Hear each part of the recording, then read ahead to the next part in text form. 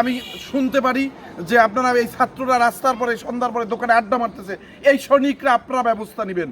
আপনারা তো সৈনিক, বলেন নাই, ঘোষণা দিচ্ছেন না যে মাদকের বিরুদ্ধে, এই মাদকের বিরুদ্ধে আপনারাও সৈনিক, আপনারা সৈনিকের ভূমিকা পালন করবেন। এখানে যারা দোকানদার আছে তাদেরকে বলে যাচ্ছি, আপনারা সন্ধ্যার পরে কোনো দোকান খোলা রাখবেন না এই মাদক সেবীদের আড্ডার জন্য। আরো বলি, কোনো যুদ্ধ করতে গেলে এই খারাপ মানুষ মারা যায়, ভালো কিছু কিন্তু মারা যায়। ভালো মানুষদের এসপি মহোদয়ের কাছে আবেদন জানাচ্ছি, অবশ্যই এসপি মহোদয় আমাদের এই অনুষ্ঠানের ভিডিও দেখবে। ওয়ার্ডের জনগণ এবং আমার সাথে উপস্থিত আছে নোয়াগাঁ ইউনিয়ন স্বেচ্ছাসেবক দলের সভাপতি। আসা হয়েছে সবচেয়ে বড় কথা হচ্ছে মাদক বিরোধী। এটা জানেন আমাদের লাদুরচর আজকে অনেক দিন যাবত বর্তমান এমপির নেতৃত্বে, এমপির ছেলে সজীবের নেতৃত্বে মাদক বিরোধী কমিটি হচ্ছে প্রত্যেকটা ওয়ার্ডে ওয়ার্ডে, আপনারা জেনে থাকবেন। ইতিপূর্বে সেই কার্যক্রম শুরু হয়েছে।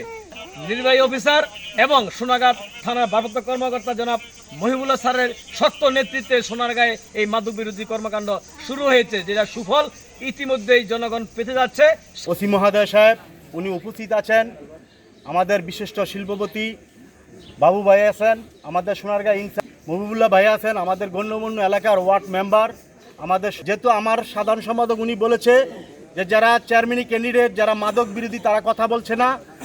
আসলে মূলত বিষয়টা এটা না, হ্যাঁ কিছু সংখ্যা লোক আছে তাদের স্বার্থের উপরে গিয়ে সে আঘাত পড়ে।